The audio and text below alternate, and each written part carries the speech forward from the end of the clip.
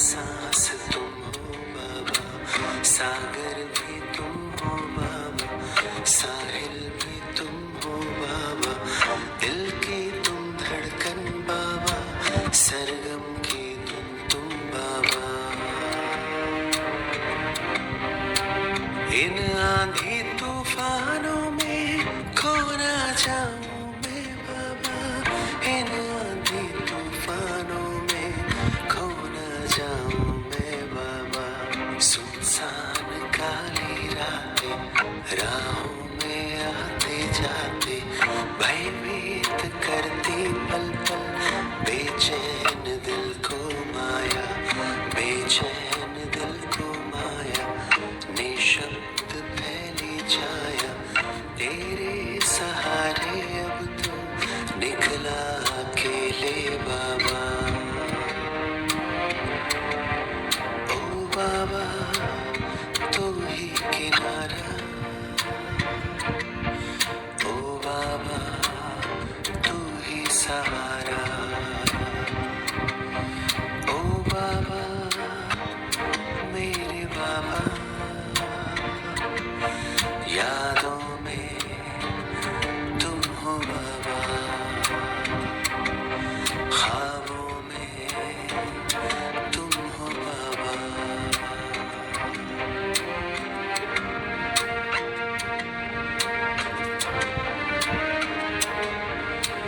दर्द की दवा तुम बाबा, गम में सुकून तुम बाबा, सपनों की उड़ान तुमसे, जीवन की राह तुम बाबा, जीने का सहारा बाबा, हर पल में तुम हो बाबा, धड़कन में तुम हो बाबा, जीवन में तुम हो बाबा, पल पल में तुम हो बाबा, हर पल में तुम हो बाबा, जीवन में तुम हो बाबा, हर पल में तुम हो बाबा।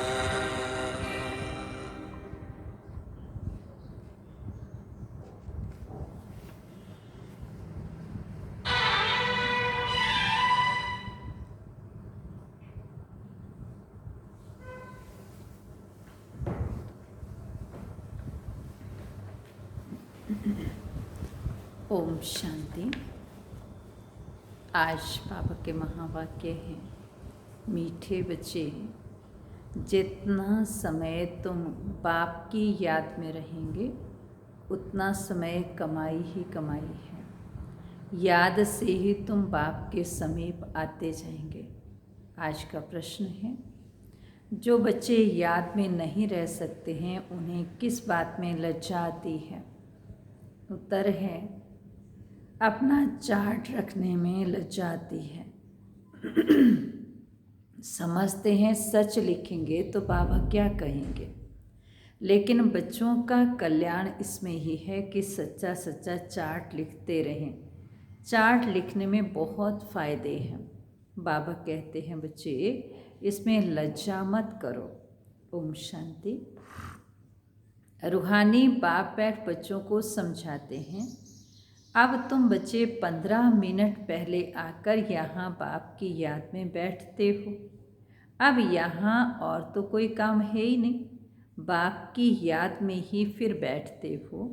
भक्ति मार्ग में तो बाप का परिचय है ही नहीं। यहाँ बाप का परिचय मिला और बाप कहते हैं, मामेकम याद करो। मैं तो सब बच्चों का बाप हूँ। बाप को याद करने से वर्षा ऑटोमेटिकली याद आना चाहिए। छोटे बच्चे तो नहीं हो ना, भले लिखते हैं हम 5 मास का बच्चा हूँ, 2 मास का बच्चा हूँ, परंतु तुम्हारी कर्म इंद्रियाँ तो बड़ी है ना। तो रूहानी बाप समझाते हैं, यहाँ बाप और वर्षे की याद में बैठना है।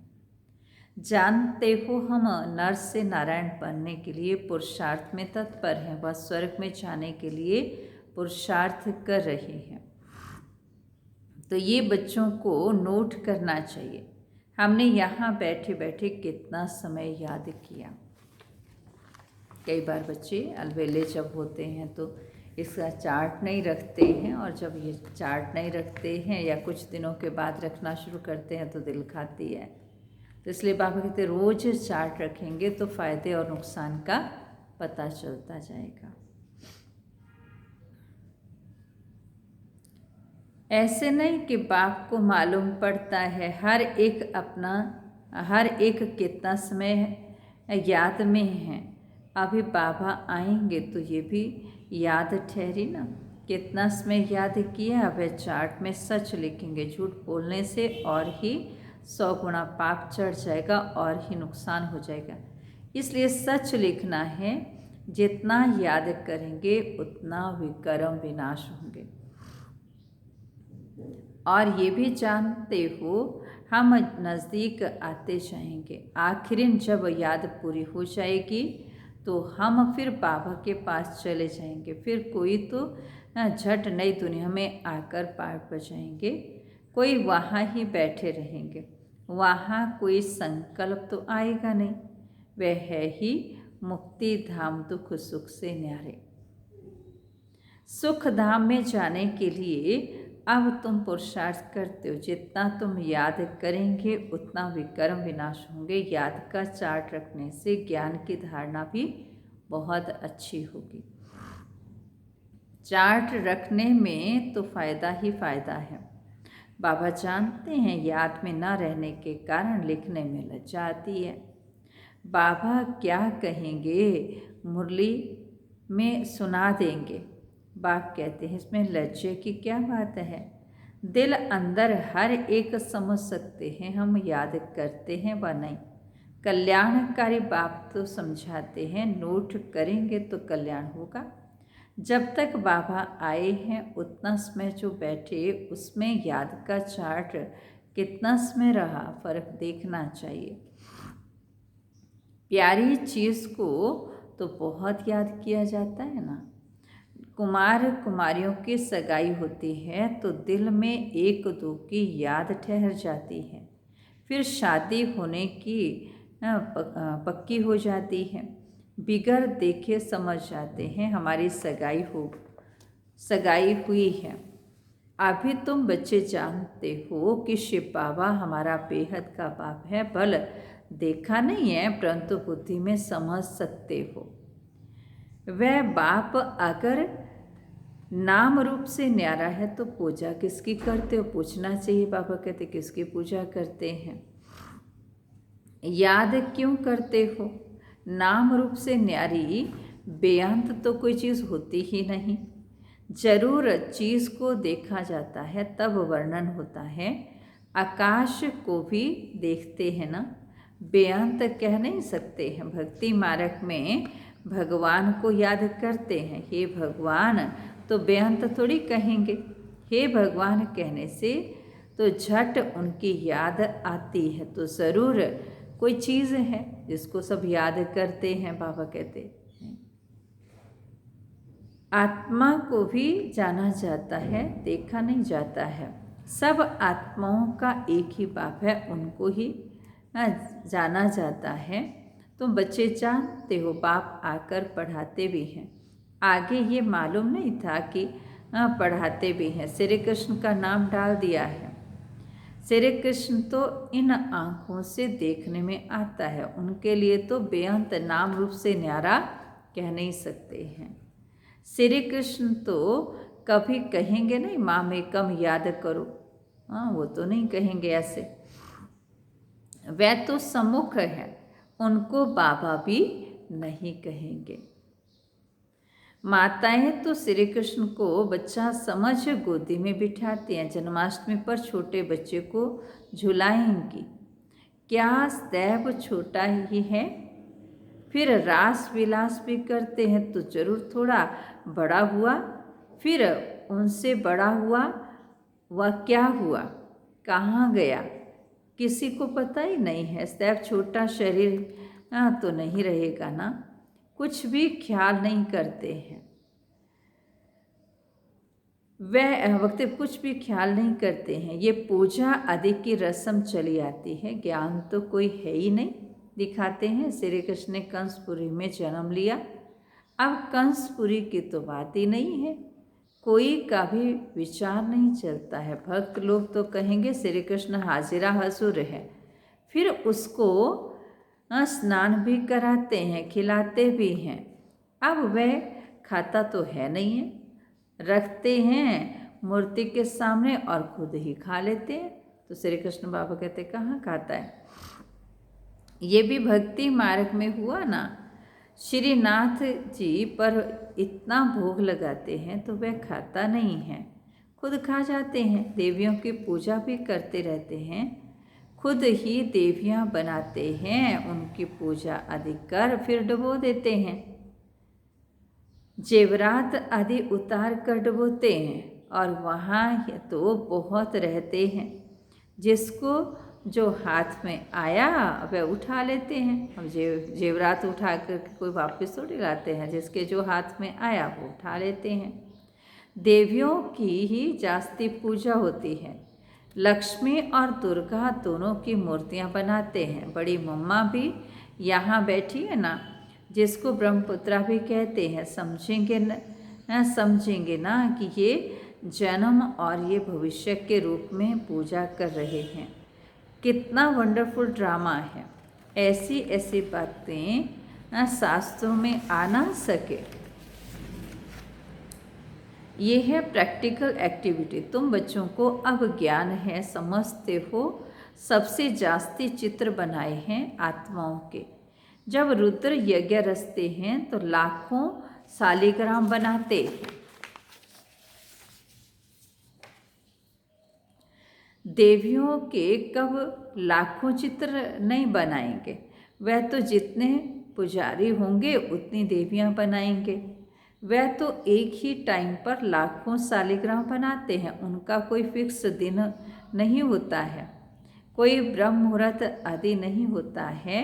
जैसे देवियों की पूजा फिक्स टाइम पर होती है, सेठ लोगों को तो जब ख्यालात में आएगा कि रुद्र या शालिग्राम रचें तो ब्राह्मण बुलाएंगे। रुद्र कहा जाता है एक बाप को, फिर उनके साथ ढेर शालिग्राम बनते हैं। वो सेठ लोग कहते हैं इतने शालिग्राम बनाओ। उनकी तिथि तारीख कोई मुकर्रर नहीं होती है। ऐसे भी नहीं कि शिव जयंती पर ही रुद्र पूजा करते हैं, नहीं। अक्सर करके शुभ दिन बृहस्पति को ही रखते हैं। दीपमाला पर लक्ष्मी का चित्र थाली में रख उसकी पूजा करते हैं, फिर रख देते हैं। वह है महालक्ष्मी युगल है ना। मनुष्य इन बातों को जानते ही नहीं है। लक्ष्मी को पैसे कहाँ से मिले, युगल तो चाहिए ना। ये तो युगल है, नाम फिर महालक्ष्मी रखते हैं। देवियाँ कब हुई, महालक्ष्मी कब होकर गई, ये सब बातें मनुष्यों की बुद्धि में नहीं है। तुमको अब बाप बैठ समझाते हैं। तुम्हारे में भी सबको एक रस धारणा नहीं होती है। बाबा इतना सब समझाकर फिर कहते हैं शिव बाबा को याद करो और वर्षे को याद करो। मूल बात है ही ये। भक्ति मार्ग में कितना पैसा वेस्ट करते हैं। यहाँ तुम्हारा पाई का भी वेस्ट नहीं होता है। तुम सर्विस करते हो सॉल्वेंट बनने के लिए। भक्ति मार्ग में तुम बहुत पैसे रखते हो, इंसॉल्वेंट बन पड़ते हो। सब मिट्टी में मिल जाते हैं। कितना फर्क है। इसमें जो कुछ करते हैं वह ईश्वरीय सर्विस में शिव बाबा को देते हैं। शिव बाबा तो खाते नहीं हैं, तुम खाते हो। तुम ब्राह्मण बीच में ट्रस्टी हो। ब्रह्मा को नहीं देते हो, तुम शिव बाबा को देते हो। कहते हैं शिव बाबा आपके ही लिए माना। ब्रह्मा बाबा को भी कहते हैं बाबा आपके लिए धोती कमीज लाई हूँ। बाबा कहते हैं इनको देने से तुम्हारा कुछ भी जमा नहीं होगा। जमा वह होता है जो तुम शिव बाबा को कर इनको देते हो। फिर ये तो समझते हो ब्राह्मण शिव बाबा के खजाने से ही पलते हैं। बाबा से पूछने की दरकार ही नहीं रहती है कि क्या भेजूं, ये तो लेंगे ही नहीं। तुम्हारा जमा नहीं होगा अगर ब्रह्मा बाबा को दिया तो। ब्रह्मा को तो लेना है शिव बाबा के खजाने से, तो शिव बाबा को देना पड़े। तो शिव बाबा की ही याद आए, तुम्हारी चीज़ क्यों लेवें? बीके को देना भी रॉन्ग है।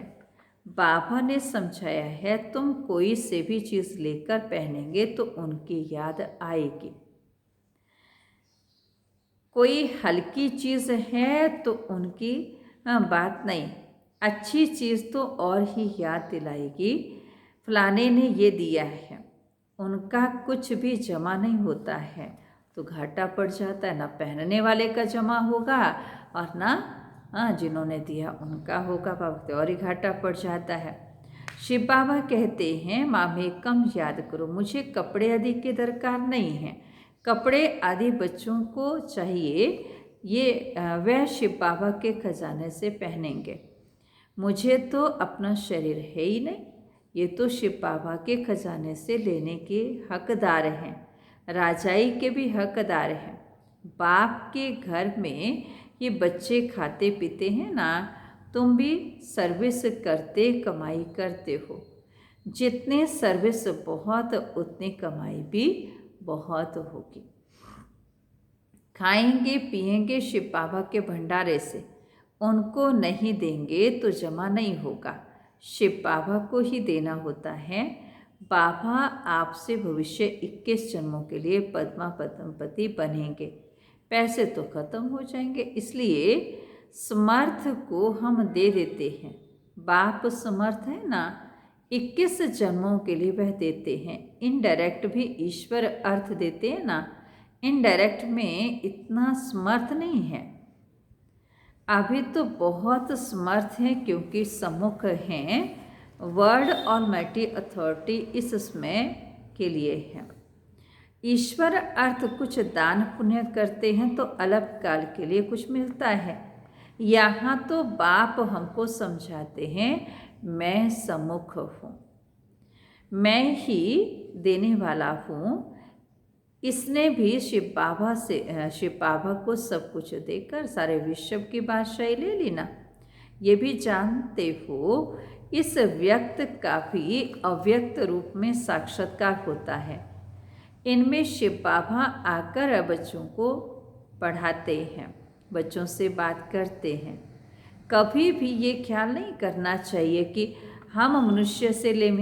बोलो शिव बाबा के भंडारे में भेज दो, इनको देने से तो कुछ भी नहीं मिलेगा और ही घाटा पड़ जाएगा। गरीब होंगे करके 2-4 रुपये कोई चीज़ तुमको देंगे, इनसे तो शिव बाबा के भंडारे में डालने से पद भी हो जाएगा। अपने को घाटा थोड़ी डालना है। पूजा अक्सर देवियों की होती है, क्योंकि तुम देवियाँ ही खास निमित्त बनती हो ज्ञान देने के। भले गोपी समझाते, परंतु अक्षर करके तो माताएं ही ब्राह्मणी बन रास्ता बताती हैं। इसलिए देवियों का नाम जास्ती है। देवियों की बहुत पूजा होती है। वह भी तुम बच्चे समझते हो। आधा कल्प पूज्य थे, पहले हैं फुल पूज्य, फिर सेमी पूज्य, क्योंकि 2 कला कम हो जाती है, इसलिए क्या हो जाता है, हम सेमी पूज्य बन जाते हैं। राम की डिनेस्टी नहीं कहें, राम की डिनेस्टी कहेंगे त्रेता में। वह तो लाखों वर्ष की बात कह देते हैं, तो उनका कोई हिसाब हो नहीं सकता है। भक्ति मार्ग वालों की बुद्धि में और तुम्हारी बुद्धि में रात दिन का फर्क है, बाबा कहते हैं। तो रात में है जो रात में है वह कहते हैं लाखों वर्ष, जो दिन में है वह कहते हैं 5000 वर्ष। आधा कल भक्ति मार्ग में तुमने असत्य बातें सुनी हैं, सत्युग में ऐसी बातें होती नहीं, वहाँ तो वर्षा मिलता है। अब तुमको डायरेक्ट मत मिलती है। श्रीमद् भागवत गीता है ना, और कोई शास्त्र पर श्रीमद् नाम नहीं है। हर 5000 वर्ष के बाद ये पुरुषोत्तम संगम युग गीता का युग आता है, लाखों वर्ष की तो बात हो ना सके। कभी भी कोई आए तो ले जाओ संगम पर। बेहद के बाप ने रचयिता अर्थात अपना और रचना का सारा परिचय दिया है। फिर भी कहते हैं, अच्छा बाप को याद करो और कुछ धारण नहीं कर सकते हो तो अपने को आत्मा समझ बाप को याद करो, पवित्र तो बनना ही है। बाप से वर्षा लेते हो तो दैवी गुण भी धारण करने हैं। फिर बात है, अच्छा मीठे मीठे सिक्के लिधे बच्चों प्रति माता पिता बाप दादा का याद प्यार और गुड मॉर्निंग। रूहानी बाप की रूहानी बच्चों को नमस्ते। हम रूहानी बच्चों की रूहानी बाप दादा को नमस्ते जी, गुड मॉर्निंग बाबा, थैंक यू बाबा, शुक्रिया बाबा। तो धारणा के लिए मुख्य सार है, 21 जन्मों के लिए पद्मों की कमाई जमा करने के लिए डायरेक्ट ईश्वरीय सेवा में सब कुछ सफल करना है। ट्रस्टी बन शिव बाबा के नाम पर सेवा करनी है। याद में जितना समय बैठते उतना समय बुद्धि कहाँ कहाँ गई ये चेक करना है। अपना सच्चा सच्चा पोता मेल रखना है। नर से नारायण बनने के लिए बाप और वर्षे को याद करना है। आज का वरदान है, वी समृद्धि की दुनिया से निकल समृद्धि स्वरूप रह, हीरो पार्ट बजाने वाले विशेष आत्मा भव। ये संगम युग समृद्धि का युग है और कलयुग वी समृद्धि का युग है। आप सब वी समृद्धि की दुनिया से निकल आए हो। जो समृद्धि स्वरूप हैं वही हीरो पार्ट बजाने वाली विशेष आत्मा है। इसमें डबल हीरो हो, एक हीरे समान वैल्यूबल बने हो, दूसरा हीरो पार्टधारी हो। तो यही दिल का गीत सदा बजता रहे, वाह मेरा श्रेष्ठ भाग्य वाह। जैसे देह का ऑक्यूपेशन याद रहता है, ऐसे ही अविनाशी ऑक्यूपेशन कि मैं श्रेष्ठ आत्मा हूँ याद रहे, तब कहेंगे विशेष आत्मा। आज का स्लोगन है, हिम्मत का पहला कदम आगे बढ़ाओ तो बाप की संपूर्ण मदद मिलेगी। ओम शांति।